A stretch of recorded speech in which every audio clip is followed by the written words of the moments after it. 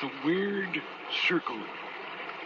In this cave by the restless sea, we are met to call from out of the past stories, strange and weird. Bellkeeper, toll the bell, so that all may know we are gathered again in the weird circle.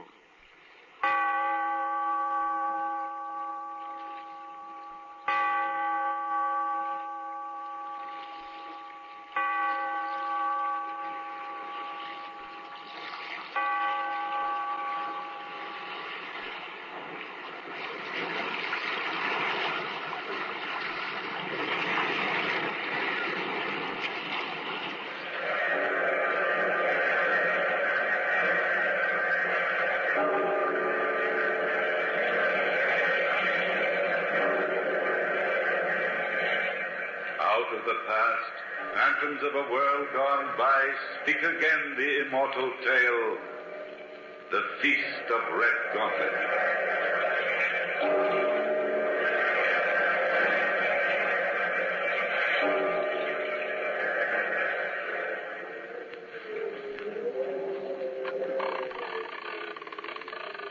Three men dead, hanging on a gibbet, hanging and swaying, and the gibbet creaking in the wind. It's not a pretty picture that the swinging branches recall tonight.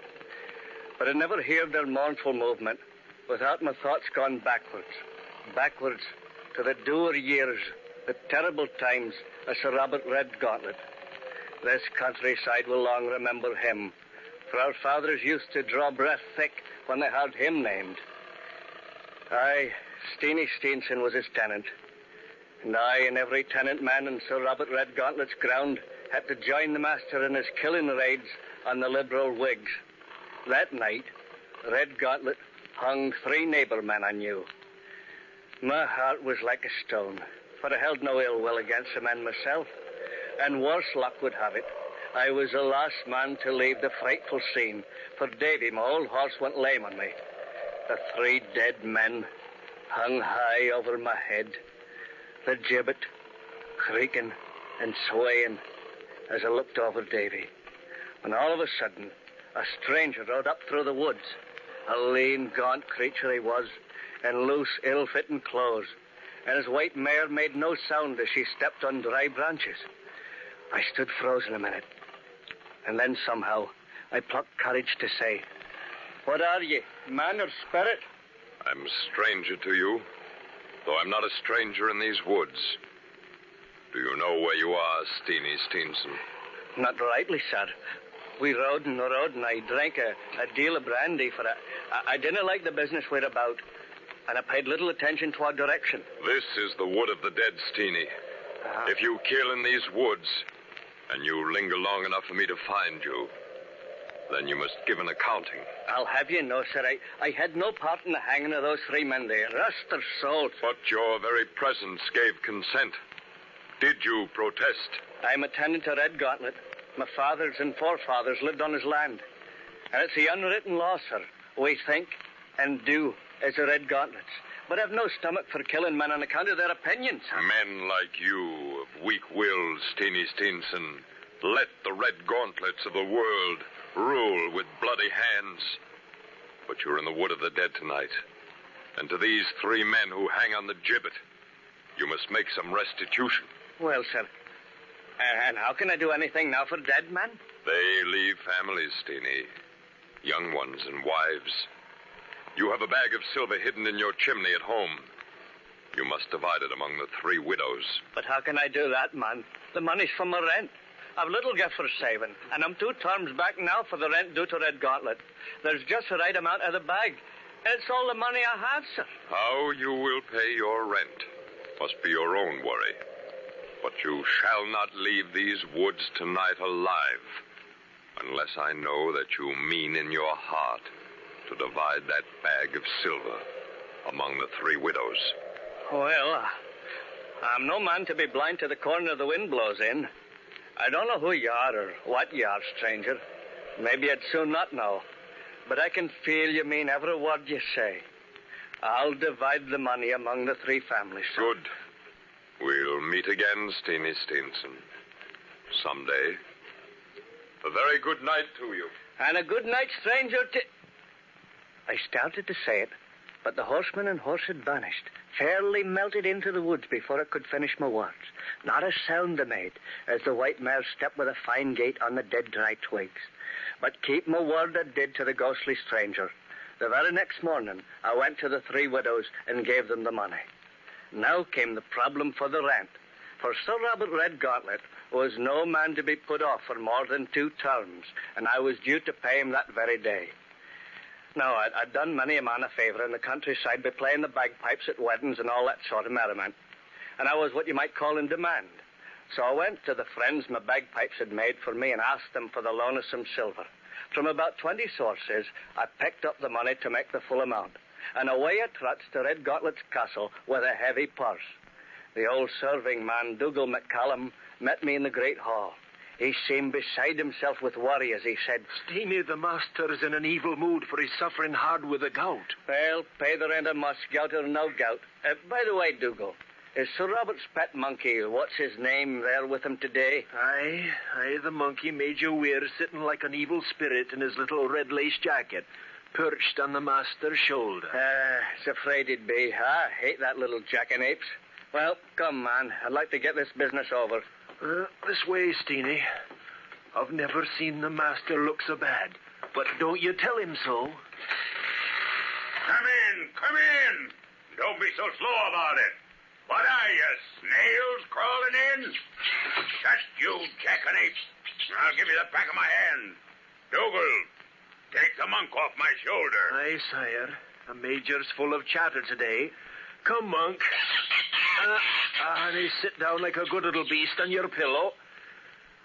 Sir Robert, Steenie Steenson's come to pay his rent. Yes, Sir Robert. Here I am, man. I see you, man. I see you.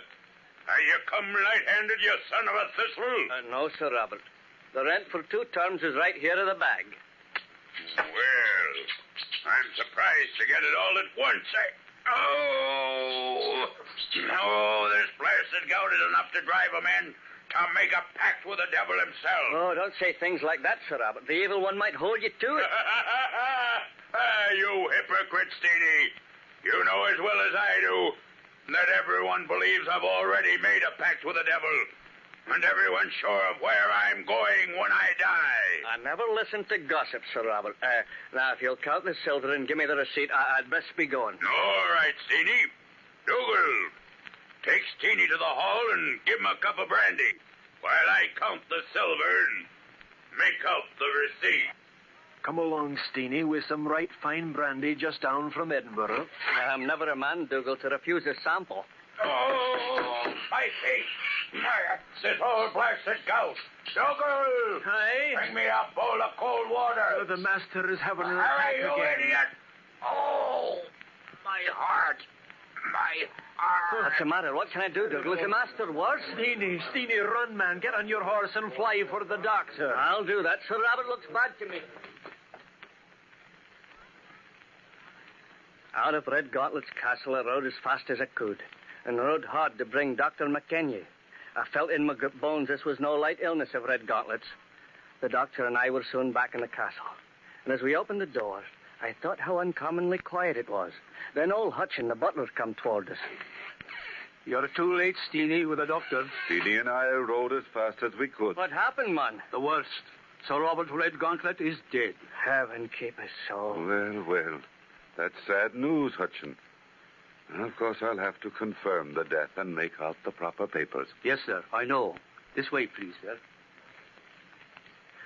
I tiptoed out and left that place of death, for I knew I'd only be in the way. And so deep was I in the thoughts of Redgauntlet's end that I was a fair way home when of a sudden I remembered. Hadn't I left the silver for the rent there and never got a receipt? But then I considered old Dougal was a witness to the fact that I'd brought the money, and in due time it would all be put to rights. And so the matter would have been, had not the uncanniest bad luck happened the night before Redgauntlet's funeral. That night, old Dougal invited Hutchins to his room for a round of drinks before they went to bed. Hutchins told me more than once about that strange night. Hardly was he seated in the room when Dougal said, Hutchin, we've both served the dead master a long, long time. Aye. And though Redgauntlet may have used an iron hand to others, he was good to us. Well, here's long life to you, Dougal. Thank ye, Hutchin. But I know I'm not long for this world. Oh, come now. Don't let the master's death make you morbid. It's not that I'm morbid, but you know the master and I were more like two brothers. I've followed Sir Robert through good and ill, through pool and stream. I've followed with a blind devotion. And though the master goes to the evil place, I too would have to follow. And I think it won't be long. Man, get hold of yourself. I'll begin to think Sir Robert's death has turned your reason. You're sure to think that when you hear what I have to tell you. As you know, Redgauntlet lies in state in his own room, and I've been sleeping as usual in the room which adjoins his.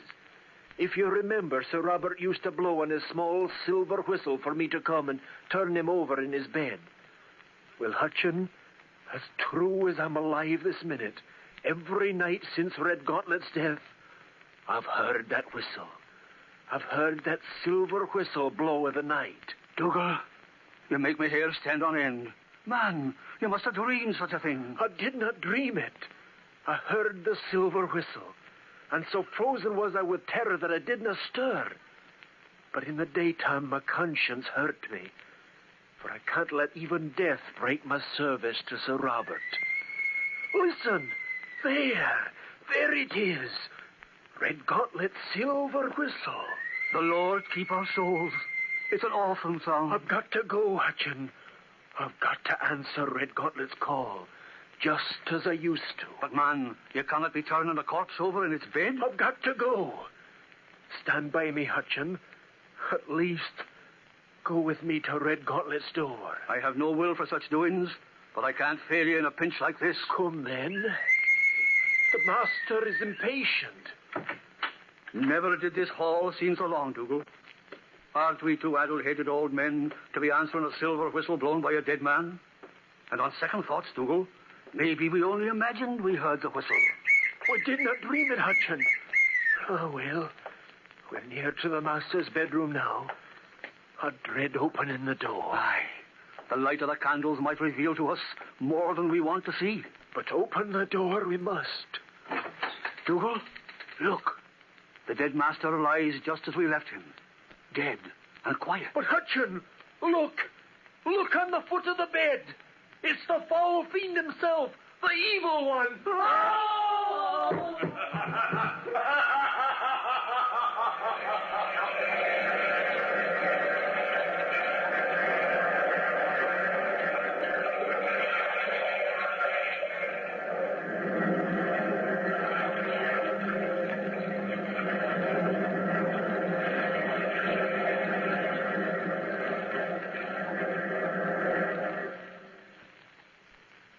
So shocked were Dougal and Hutchin by the sight of the evil one sitting there at the foot of Redgauntlet's bed that they fainted dead away.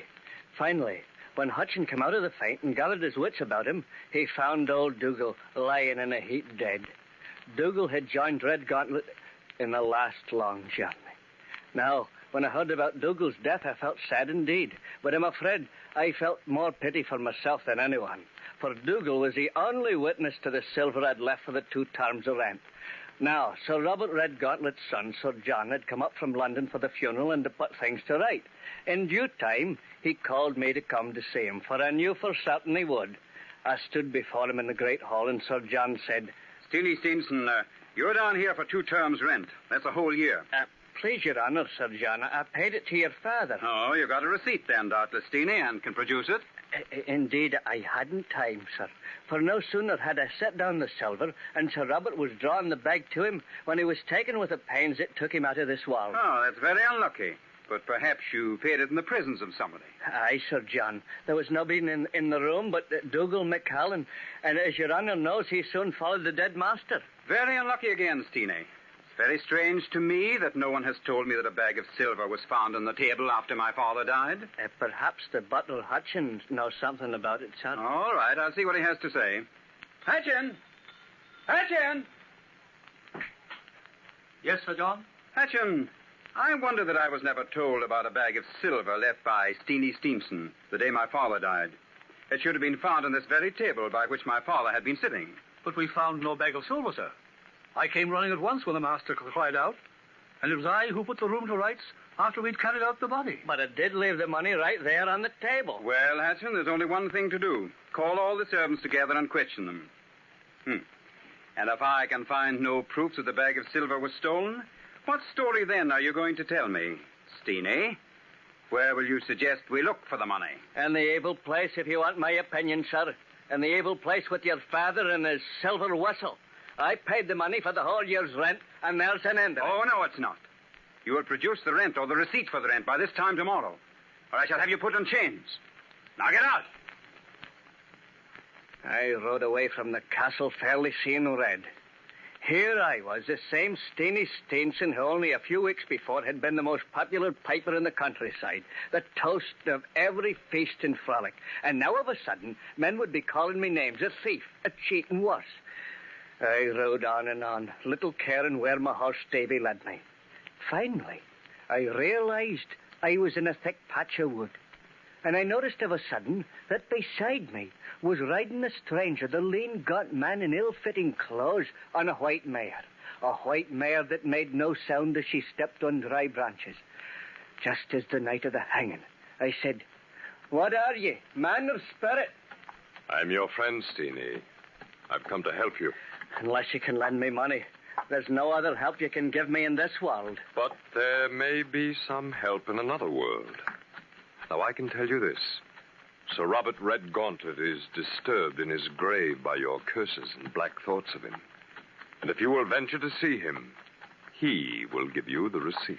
Stranger, I've the courage to go to the very gates of the evil place, and a step further for that matter, for that receipt. All right then, Steenie. Turn sharply to the left. Make your horse wind in and out of that thick settlement of black fur.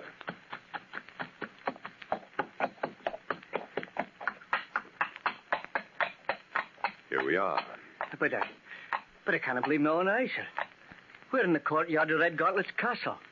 Why, the estate is miles away from this place. Yours is not the question, Steenie. Go to the castle door.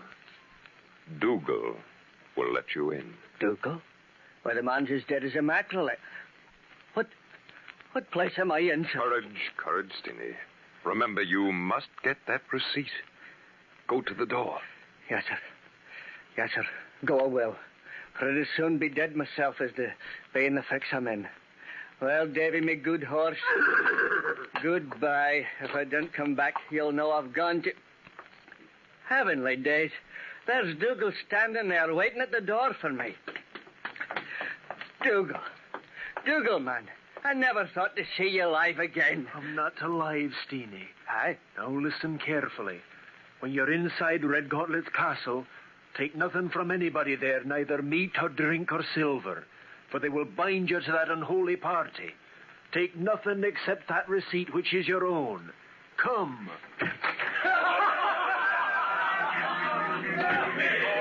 Oh, Dougal, what a ghastly scene of revellers. There's the fierce Middleton, and the dissolute Ross, and the crafty Lauderdale, and the wild Bunshaw, and all the other wicked ones I've known and played the bagpipes for at feasts, and every one of them dead now. And yet I see them laughing and revelling there. But man. take note, Steenie, in death as in life, it's my master, Sir Robert Redgauntlet, who has the place of honor at the feast. Hello, friends. It's Steenie Stevenson. Look who's come to visit us. Come close, Steenie. And come close. Yes, sir. How's your health, Sir Robert? Did you hear that, man? How's my health? Why, Steenie, it's as bad as could be expected. Well, I'm sorry, sir. But where's Major, your monkey? It seems strange to see you without your pet, sir. Here is a little cushion ready for the monk. And before nightfall tomorrow, the little ape will be with me. Well, let's get to business. You've come here for that receipt for your year's rent, haven't you, Steenie? Yes, sir, and if you'll kindly give it to me, I'll go. Oh, but first you must play me a tune of the bagpipes. Dougal, you limb of Beelzebub. Bring Steenie the pipes I've been keeping for him. Robert, Sir Robert, this scene and your awesome presence have fairly taken my breath away. I fear I have none left to play the pipes, sir. Then you must eat and drink, Steenie, for we do little else here. And it's likely to be ill speaking between a full man and a fasting one. I've not come to eat or drink, sir, but simply for what's my own. Give me that receipt. All right, you pitiful cur. I'll write it here and now. Dougal, bring me the quill. I have everything ready, sir. Good. Here. This 25th of November, from my appointed place, I, Sir Robert Redgauntlet, do assert that Steenie Steenson paid me in silver 1 year's rent. Here, Steenie's your receipt. Thank you, sir. And tell my rogue of a son to go look for the bag of silver in the cat's cradle. And the cat's cradle, yes, sir. Thank you, sir. No, not so fast, my man. I'm not done with you. Here we do nothing for nothing. On a year this very day, you must return and pay the pipes for me. That will be your payment and my pleasure. I dinna care a rap for your pleasure, sir. I refer myself only to the good Lord.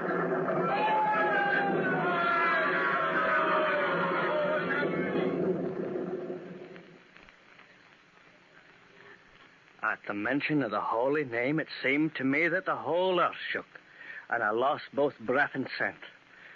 When it came to it was early morning. I was in the woods, a full 5 miles from home, and Davy, my horse, was feeding nearby. And then I laughed, and I thought what a nightmare of a dream I had. But then I realized I was holding something tight in my hands. And I looked, and I found I held the receipt for the rent, signed by Sir Robert Redgauntlet. With my mind fairly in a daze, I rode at once to the castle and demanded to see Sir John. Looking like a fresh thunderstorm, Sir John greeted me with sour words. If you have come as excuses, save your breath, Steenie. Have you brought me the rent? No, sir, I have not, but I brought Sir Robert's receipt for it. But you told me only yesterday that he had not given you one. Will Your Honor please look at this bit of writing? All right. Looks like my father's hand, I must say. This 25th of November, from my appointed place. But the 25th of November was yesterday. If you got this receipt, Steenie, you must have gone to Hades for it. I got it from Your Honor's father, sir. Whether he be in heaven or someplace else, I don't know. And besides, Sir Robert sent a message to you. He said you were to look for the bag of silver at the cat's cradle. I'm beginning to think you're either mad or a sorcerer. And I hope you recall it was only a month ago in the village when a sorcerer was burned at the stake. I admit I've a long, strange tale to tell, sir, but you'll only believe it if we do find that bag of silver in the cat's cradle. Oh, I never heard such childish nonsense. I don't know any place around here by that name. Please, sir, ask old Hutchin. He knows things about the castle that everybody else has forgot. All right. You rang, sir? Hutchin, do you know a place about the castle called the Cat's Cradle? Oh, yes, sir. It's a ruinous turret long out of use, next to the clock house. One can only get to it by a ladder, for the opening's on the outside. It's many long years since I've heard anyone inquire about the Cat's Cradle. Thank you, Hutchin. Come along, Steenie. We'll go to the Cat's Cradle and see what we find. Just in case I need it, I think I'll take this pistol. That was my father's. For what purpose, sir? It has silver bullets. And they say that silver bullets are the only kind effective against mad men and sorcerers. Come, Steenie. Yes, sir. I hope for your sake I find something up here, Steenie. What could that be? Oh, Sir John, that's your father's silver whistle. Come down, sir. Come down. I'm afraid you'll see there, sir. Nonsense. I'll find out for myself. There's Redgauntlet's pet monkey, Major Weir. Look, Steenie. It's the monkey that's blowing the whistle. Be careful, Sir John. That monk can be mean, awful mean, sir. Oh, I can take care of myself. Give me that whistle, you little ape. Watch out, the monk will stretch your eyes out. Get away from me! You devil, get away! Get away! Can you see inside the turret now? Too bad I had to shoot him. Yes, now I found the bag of silver, Steenie. Here, catch it. A little thief of an ape. He stole the bag and hid it there. Now, watch out. I'm coming down. That turret's full of the junk the monkey stole. I'll have Hutchin clean it out. Well, Sir John, I guess you'll have to believe I'm not a liar now. Yes, we've solved the mystery of the missing bag of silver. And perhaps another mystery. I believe it's the monkey that blew the silver whistle those nights. Dougal thought it was my dead father. But we haven't solved the mystery of the receipt, Steenie. But I did talk to your father last night, and he gave me that receipt. For proof, didn't I deliver your father's message to go look at the cat's cradle for the bag of silver? Yes, Steenie, and I'm very worried. If this story gets out, you know what the villagers will say. That you must have strange powers. That you must be a sorcerer. I know, Sir John. And I was also thinking. It wouldn't be to your credit of your good family's name for the story to get about where your father's gone. But I swear it wasn't in heaven that I found myself last night. Oh. I see what you mean, Steenie. Well, shall we agree to keep the secret just between us? Aye, Sir John, we'll keep it. Maybe we can tell it someday to our grandchildren. For they'll think they're so modern they won't believe the story anyway.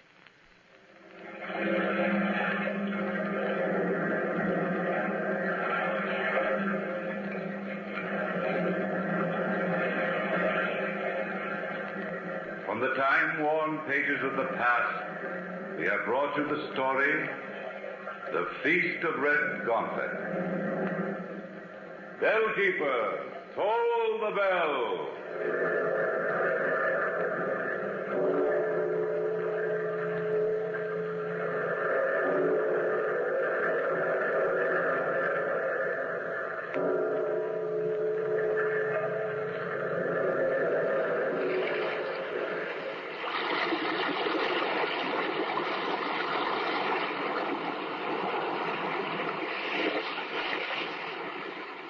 From the time-worn pages of the past, we have heard another immortal tale in The Weird Circle.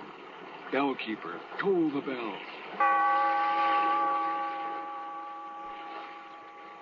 Be here in this lonely cave by the restless sea once again next time for another immortal tale in The Weird Circle.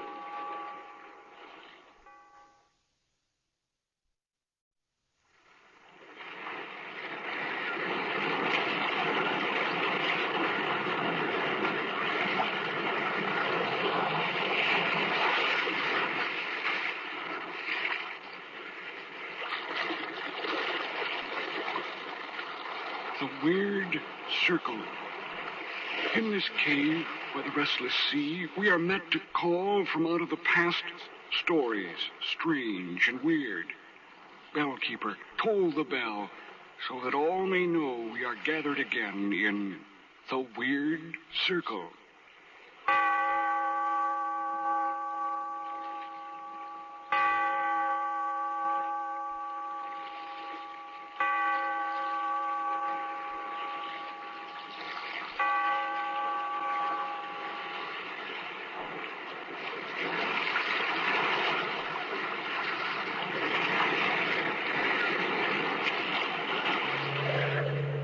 We are met in this cave by the restless sea to reveal the horror in men's minds. Listen to the Weird Circle.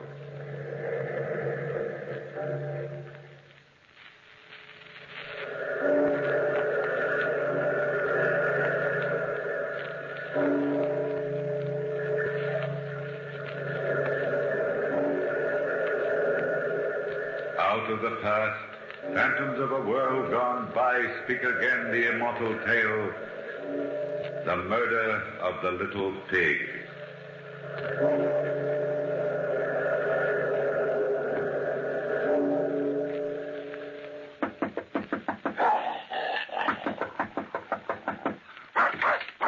Down, Coquette. Down, I say. Now go to your corner. Welcome in, Monsieur Lahan. This is a surprise. Excuse my dropping in like this, Monsieur Lecoq, but I must see you. Well, yes, of course. It's a pretty tough customer you got there. Coquette? Oh, she's only bluffing. Please make yourself comfortable. Now, Coquette, stay in your corner.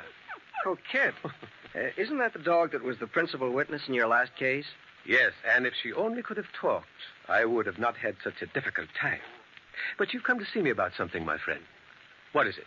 Well, you know, Lecoq, I've been plaguing you for years to let me write up some of your interesting criminal cases. You know, are probably the most popular citizen of Paris. Oh, no. Oh, yes, you are. Certainly the greatest detective of our time. Why, people weigh your least word. Just imagine how they devour one of your stories, fictionized. But... Now, you aren't putting me off any longer. My paper says get Lecoq's stories or get out. You don't want to see me lose my job. Oh, hardly. All right, my young friend Lehan. You bearded me at last in my own den. But I've known a lifetime of crime. Where would I begin? Well, what about your last case, which involved the dog, Coquette? Indeed, why not? That was a baffling mystery. It had a strange, unearthly element, which has never been explained. And it centered around a very pretty woman. Well, it sounds made to order. And, by the way, how did you happen to acquire the dog? Well, that's part of the story. We'll come to that. Now, let me think a bit about this story.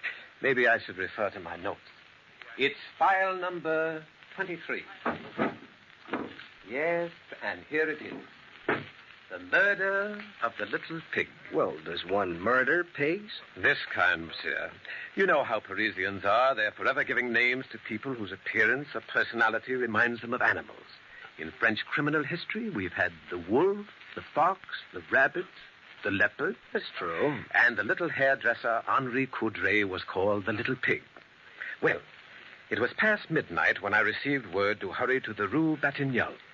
That murder had been done. When I arrived, the police commissioner took me to the scene of the crime.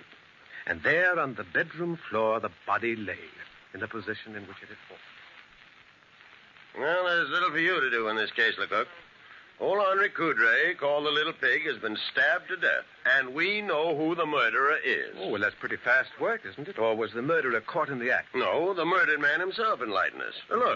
Look there on the floor beside the body. Say, that's a name written in blood on the parquet floor.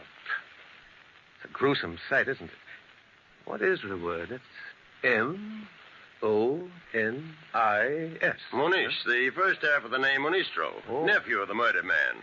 The little pig died before he could finish the name, but he gave us enough. You see, Jean Monistro is the sole heir to Coudray's large fortune. What a cinch of a case. You think the old man started to write the name of his murderer in his own blood? What else is there to think? Well, I don't know. Have you noticed the expression on the face of the corpse? Death must have been instantaneous because Coudray died calm and smiling. His assailant must have been known to him. Of course Coudray knew his own nephew. Yeah, but only a hope of revenge could have given so much energy to a dying old man. Imagine how desperately he would struggle to write the name. Why, every split second would count. He knew his life was expiring. And have you noticed something else, Commissioner? The name is written on the right side of the body. And written with the forefinger of the right hand. Oh, come now, Lecoq. This is a simple case. Don't try to make something complicated out of you. I'll convince you. I want you to hear the testimony of the caretaker. Well, Jacques. Jacques, come in here a minute. Yes, monsieur. Now, will you tell Monsieur Lecoq what happened last evening? Oh, yes, monsieur. Gladly. It was about 9 o'clock when the little pig's nephew, Jean Monistro, came to see his uncle. Mm-hmm. Did you see Monistro face to face? Well, no, monsieur. You see, my apartment is on the first floor. Yeah. And John had already started to walk up the stairs when I looked out of my door. Oh, so then you only saw the man's back? Well, yes, monsieur. But he had on a suit I had seen Jean wear time and time again. If I did not see his face, I did see his little black dog, Coquette. Our chief witness, Lecoq, is the little black dog. For it was he who witnessed the murder. But tell me, Jacques, exactly what happened. Well, monsieur, nothing really happened. I saw Jean going upstairs and the dog Coquette tagging along behind. Mm-hmm. That was at 9 o'clock. And then at about 9:30... I'm a great one to look at my watch, monsieur. That's it. At 9:30... I heard the entrance door open, and I saw Jean Monistro leave the building with the dog. Commissioner, what time do you fix the murder? Between 9:15 and 9:30. Mm-hmm. Well, Jacques, did you see Jean Monistro's face as he left the house? Well, no, monsieur. I only saw his back. But I would swear it was Jean, all right. There's no doubt it was Jean Monistro who killed his uncle to get his inheritance. I've ordered my men to arrest Monistro. Yes.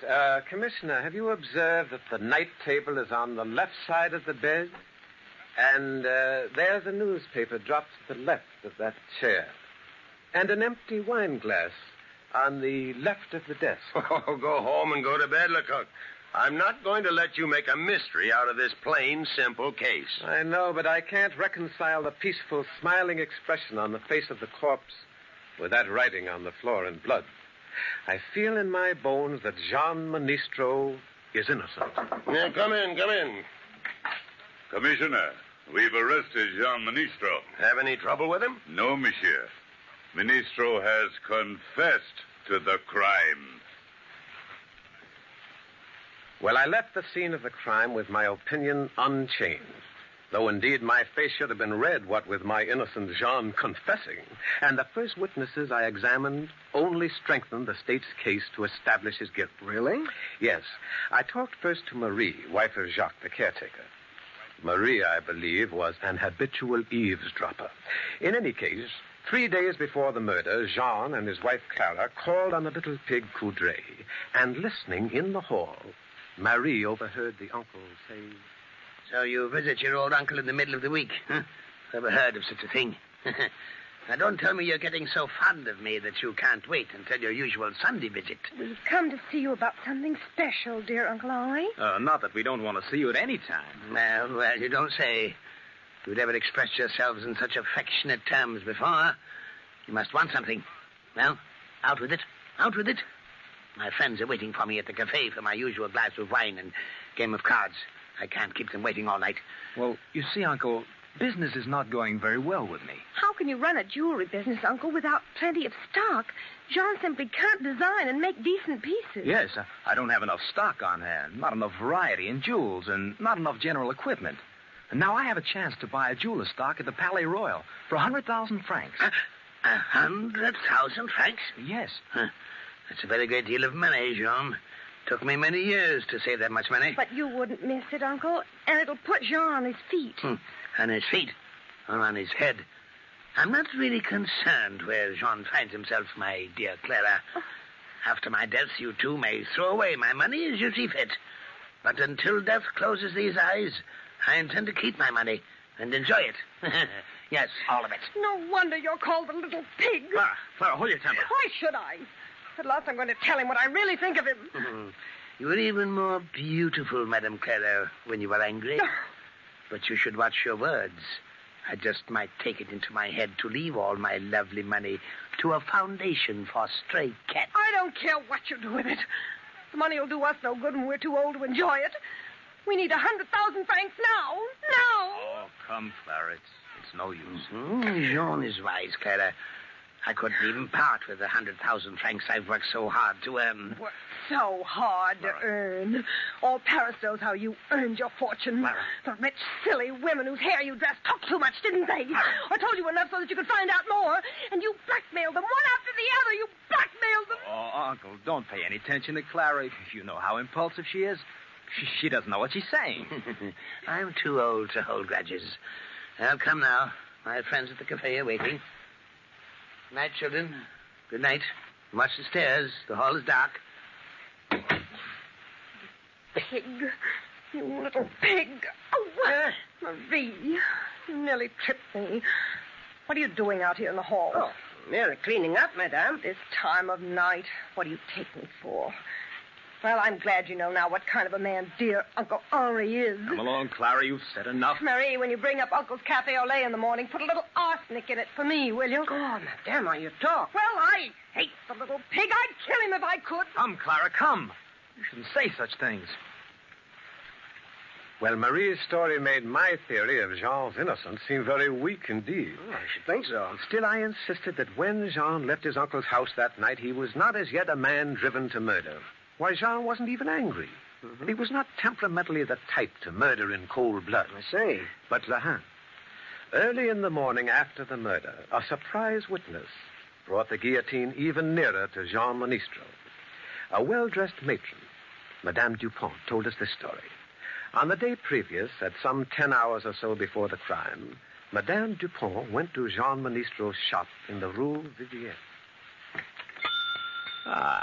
Good morning, Madame Dupont. Good morning, Monsieur Ministro. I am returning the bracelet. Oh, is there anything wrong? I thought I had repaired it very skillfully. This is not the bracelet I brought to you, monsieur. You have substituted paste for my genuine stones. Oh, I've done no such thing. I'll let you look at them through my glass. But I see you are right. Well, these are substitutes. Oh, I swear to you, madame, I don't know how it happened. I don't know what to say. Perhaps your wife will know what to say. What do you mean by that, madame? Your wife was in the shop yesterday when I called for the bracelet. I thought she acted very strangely.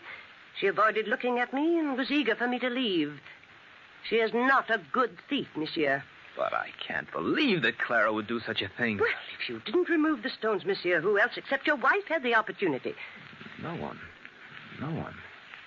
Clara knows the work well enough to make the substitutions herself. Yeah. Oh, I see it all. Poor Clara's been worried half sick. We need money, and my uncle refused to help us. Clara did this thing for me. You love your wife very much, don't you, monsieur? Oh, yes, very much, madame. I swear I'll get the jewels back for you. Please don't go to the police. Why do you think I've come to you, monsieur? I could have gone at once to the police. But I am a sentimental woman, and I have eyes in my head. One doesn't often see a man so much in love with his wife. Oh, then you will promise to wait a little? I'll get the jewels back for you. But what if she's already sold them? What if she spent the money? Can you buy such valuable jewels? Don't worry, madame. I'll get the money. I'll get it somehow.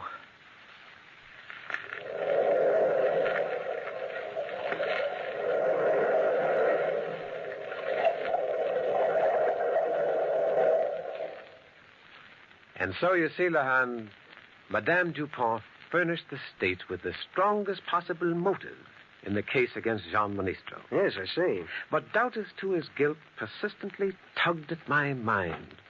It was still early morning, and Jean had not been examined since his confession on the previous night. I wanted to get to him before he became exhausted and confused with the questions of others.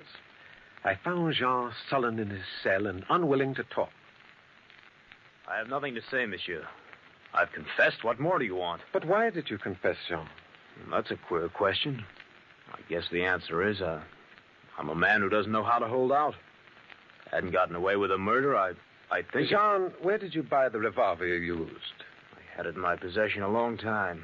Years, I guess. What did you do with it after you killed your uncle? I threw it into the Seine. Your little black dog, Coquette, misses you, Jean. She won't eat. I wish I could have her here with me. She was a one-man dog.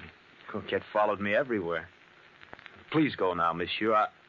I've no more to say to you. I left Jean now convinced that he was innocent. But where in all Paris would I find the guilty one? I decided next to go to the Rue Vivienne and call on Madame Clara. Oh, what can I do for you, monsieur? No one is here. I mean to say, poor monsieur is away, and madame is just leaving. Well, who are you, young woman?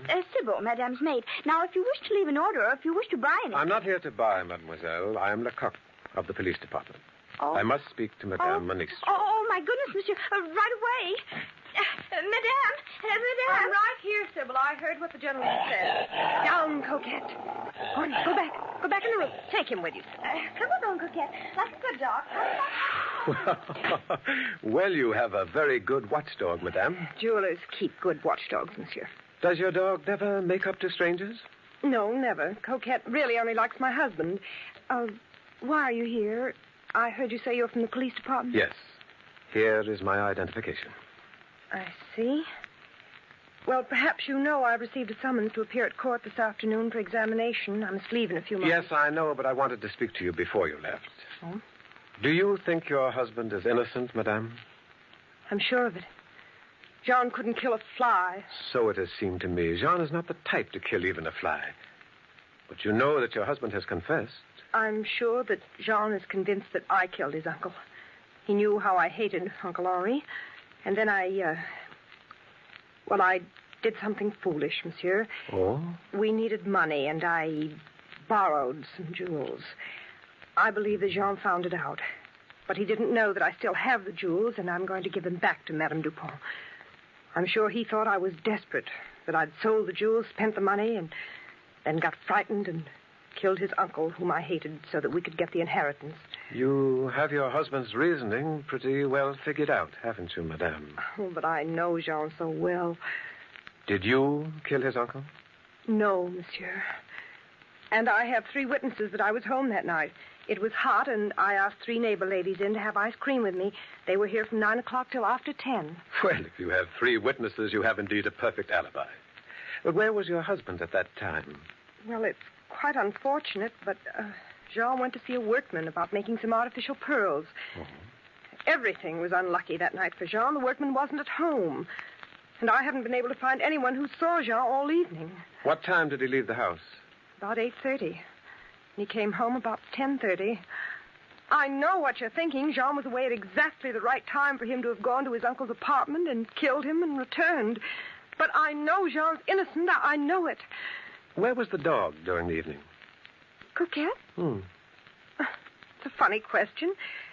Well, I didn't notice where the dog went. Still, I believe Coquette followed her master.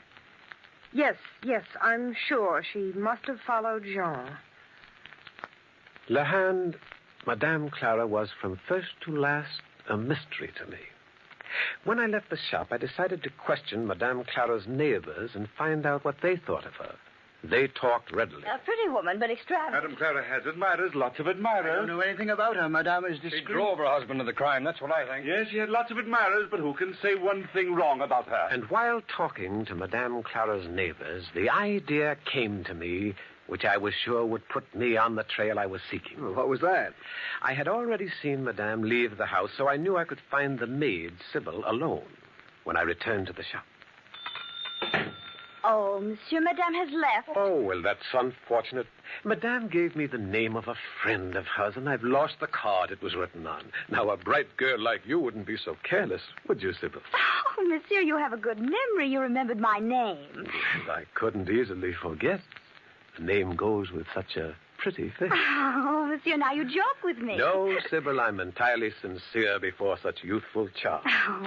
And I can see how bright you are, too. I'll bet you can tell me the name of that gentleman. You know, he's the only man beside Monsieur Ministro himself, the only other person the dog Coquette would follow. Oh, you mean Monsieur Victor? Exactly, Victor. How silly of me to forget such a simple name. And his address was... Oh, let me think. Oh, Rue Doré, number 23. It's not far from here. Yes, of course. It's hard to account for the affections of animals, isn't it? Now, Coquette is unfriendly to everyone, so I'm told, to everyone outside the immediate family, and yet she's so friendly with Monsieur Victor that she would actually follow him. Oh, well, you see, Monsieur Victor used to own Coquette, but he gave her as a present to Madame and Monsieur Ministro because they needed a watchdog. Oh, but Coquette still loves her former master. She often visits him. Well, that's a quaint habit, isn't it? But I suppose the Ministros must lock up the dog so she doesn't go off visiting at night. No, they don't bother to lock her up if they're staying home. No? Coquette often runs over to Monsieur Victor's after supper, around 7, and doesn't come back before 10. That is, if she can get out. Now, this week, Coquette's been a regular gadabout. She's been over to Monsieur Victor's every single night. I knew before I was out of the Rue Vivienne the course of action I would take. It was bold, but it would save weeks of investigation. As you know, Lahand, it's in my character to take risks, and when I'm near the solution of a case, I'm inclined to be dramatic. Yes, I know. And especially in a case like this, where the evidence is purely circumstantial. Well, it took 3 days to study the house and the habits of Monsieur Victor, and to make other careful preparations. But it was an uncanny and strange circumstance that finally turned the case. On the 4th night, according to plan, Monsieur Victor was kept out very late. When he reached his apartment, he went to bed promptly and then to sleep very quickly, for he had been drinking a great deal of wine. But presently, Monsieur Victor was awakened by a voice, by an unforgettable voice. Monsieur Victor, wake up. Wake up, Monsieur Victor. Who are you? You know who I am well enough. I am André Coudray, the old man you murdered. Go away. Go away, little pig. Leave me in peace. Why do you come every night like this? Why do you stand there and look at me like that with that ghastly smile and the cut in your throat? Go away, go away. No, monsieur. It's no good hiding your head. I will come back and come back until I have driven you out of your mind. But what do you want? What do you want? Why did you kill me? Any man has a right to know why he was killed. If I tell you, will you go away? Will you promise never to come back? Yes, I promise.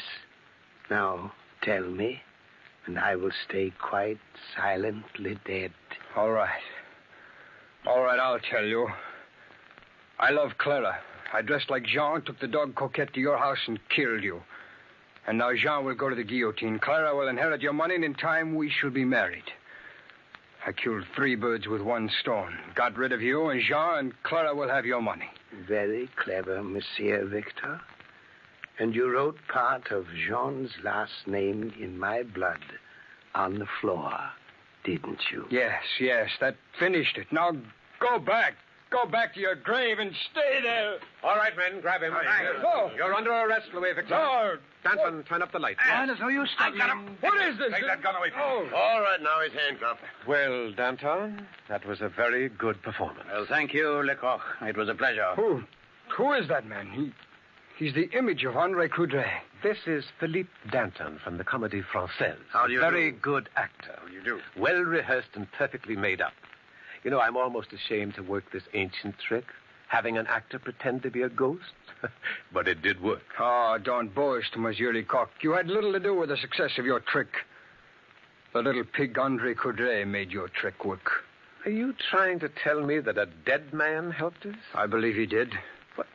For the last 3 nights, I've dreamt a vivid dream, the same dream each night. I dreamt that André Coudray stood at the foot of my bed exactly as I saw this actor. Coudray did not speak in my dream, but when I heard his voice tonight, I was not surprised. I believe my dream had come true, that the apparition was really there, and that André Coudray wanted to know why I'd killed him, that if I told him, he would go and leave me in peace. What?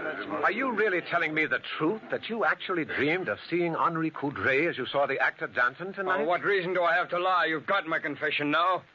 It was not you, but the little pig André Coudray who trapped me. And so, Monsieur Lehan, that is my file number 23. Do you think it will give you a good story? Good story? It's amazing. Oh, by the way, you haven't told me how you came by the dog, Coquette. Oh. Coquette, come here. You may leave your corner now. Come here, girl. Jean Ministre was so grateful to me for releasing him from facing the guillotine that he insisted on giving me his dearest possession, Coquette. She's a fine little dog. Yes. You know, I'm afraid I'd make a poor detective. I lost sight of some of your clues. Now, what made you so sure that Jean Ministro was innocent? Well, sometimes the things that are not seen are near enough to put the eyes out. Yeah? You remember how I had observed that the night table, water, wine glass, and so on were all at the left side for convenience, but the letters we found on the floor, M-O-N-I-S, were at the right of the body, written with the right hand. Well, I later confirmed my first impression that Coudray was left-handed. And besides, the police commissioner had greeted me with the information that Coudray had been stabbed. But later, I asked Jean in his cell what he had done with the revolver, and he answered that he had thrown it into the river Seine. Well, I suppose Clara was convicted as Victor's accomplice, wasn't she? No, we suspected her, but suspicions are not true. She denied knowing of Victor's affection for her, and we could get absolutely nothing against her. But always I have wondered, was Clara merely a clever, discreet woman and a good actress? Was she Victor's accomplice? What do you think?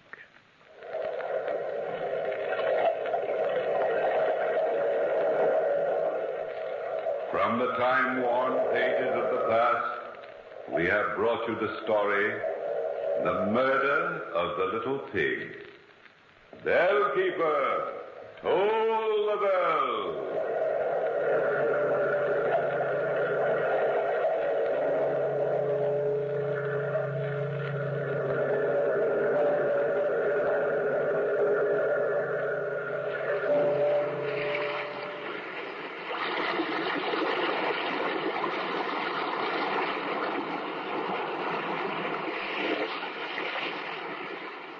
From the time-worn pages of the past, we have heard another immortal tale in The Weird Circle. Bellkeeper, toll the bell. Be here in this lonely cave by the restless sea once again next time for another immortal tale in The Weird Circle.